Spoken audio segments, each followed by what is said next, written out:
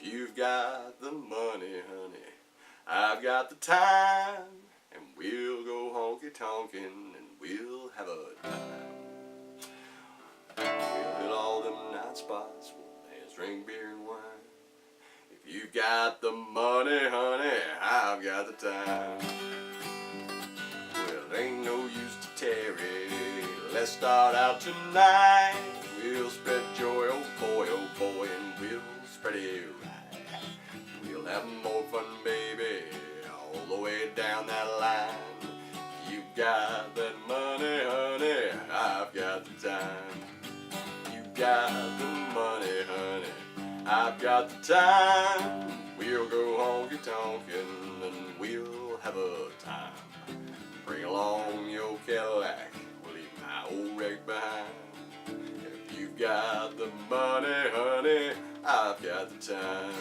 Yes, we'll go honky tonkin', make every club in town. We'll go to the park where it's dark and we won't fool around. But if you run short of money, I'll run short of time. 'Cause you with no more money, honey, I've no more time.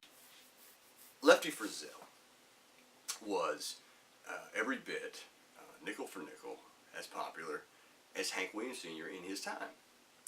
And I think that it's important to, whenever you talk about Hank Williams Sr., that you do mention Lefty because, you know, unlike Hank, Lefty didn't die tragically in 1951. He kept going. And that's, you know, the way that popular culture in the 20th century, rather, worked was you die at 27 years old as a dude, a singer, or actually Janis Joplin as well, so I don't want to be, you know, gender specific, although I mention that because I'm about to talk about gender issues. In any case, you check out at 27, you become infamous, right? You know, and it's usually drug related. Hank Williams, you know, having to take opiates for his spina bifida, ends up dead in the back of a Carolina blue Cadillac, sorry, powder blue Cadillac on New Year's Eve 1951.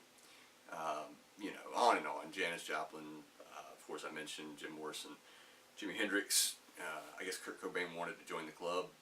In any case, Lefty didn't do that, which, although that was not great for his record sales, was really good for his life. Sorry. In any event, he could go toe-to-toe with Hank.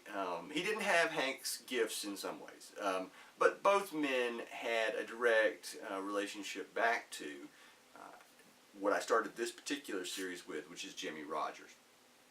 And the singing brakeman, his mark is heavy. His impression is heavy. His archetype is heavy. It's paradigmatic, as I once said. And these two men, Hank Williams and Lefty Frizzell, sort of you know, they sort of inherit that and sort of take it that next step. Later, these two men's voices, of course, would be profoundly impactful for one George Jones, which, you know, the argument could certainly be made that he was the greatest of all country singers, Mr. George Jones, but we'll leave that for another conversation. So I'm going to get back to Hank in a minute, but I wanted to get onto this Lefty thing.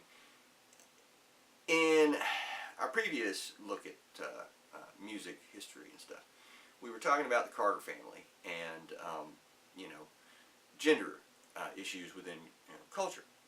And I think that Lefty and Hank both have these songs about going out honky tonking. And Hank is very, you know, very much explicit in his song, but not as much as Lefty. Lefty's song, which was an original that he wrote with a man by the name of, I think, Jim Beck, something to that effect. Yeah, but in any case, that song is, if you've got the money, honey, I've got the time. A man is a gigolo. A man as sex for hire for a gal. This was new. This was different. This is it's a bit of a watershed moment. Yes, it is in its own way very sexist. It's also very, it's also very much an affront to the hegemony, to the idea, the notion of paternalism and coddling of the female.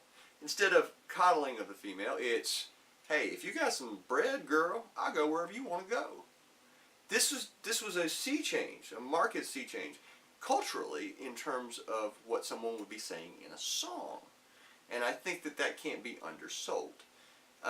Again, I'm not trying to say that it's a positive message that he's spinning in it. I think that it's instead, though, a really interesting window into where the culture had kind of shifted in some ways. Because in the post-war period, which would lead to our baby boom generation and so on, being born, there was a lot of bartending going down. You know what I mean? People were going out and honky tonking in the South, in particular. I mean, all over the country they were going out to bars and stuff, but they called them honky tonks in the South. And in that, you know, sort of what starts to happen, you know, you have the gentrification of America, of course, with the coming of the suburbs and so on. But you have expendable income, GIs coming back, lots of single gals and lots of single dudes, and the nightlife scene starts to really just blow up as far as the clubbing and the young people getting together and hooking up. And there's a relaxation of some of these more conservative sexual notions. A.P. Carters of the world were aghast, I'm sure. And it was a little more free. You know, we just, you know, America had just come out of World War II and also was just coming out of the Great Depression. And there was a sense of, you know, vibrancy or a sense of let's get this done, let's do stuff. And in and of itself, obviously it marks a period of change for popular culture in general, but within the country and Western genre, it does as well.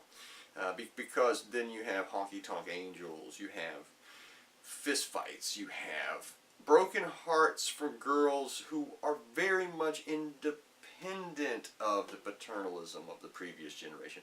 They're their own person, you know. If you own your own sexuality, you may be called any number of names, but you are the one that owns it, not some man or vice versa. And so in and of that, you know, you have a breaking down of the hegemony, of the power structure of the hegemony, and it was, you know, it's not anything in terms of our modern sensibilities. But at the time, you know, this is revolutionary, somebody to be talking about a gal paying for everything, and for sexual favors. I mean, are you kidding me? This had never happened in popular culture up to that point in America. So, I think that that's worth mentioning. I think that's something that we should talk about. And, you know, Lefty Frizzell had it in spades, as they say. And, which leads me to Spade Cooley, of course, who would, I think, murder some girl or something to that effect. And the Western Swing, which just precedes the period of Hank Williams and Lefty Frizzell. And there's a conversation to be had there in the next part of this chapter, which will talk about Chet Atkins, for one, who I feel like is important on a number of levels, which I will get to in the next episode, and of course, who I think was the most important guitar player in the history of country music, and at least in my opinion, country western music, and that would be none other than, you know, of course, you know, Django Reinhardt, right? I mean, of course it'd be a gypsy jazz player from, you know, from France. We're getting there. We'll see you next time. Like, subscribe.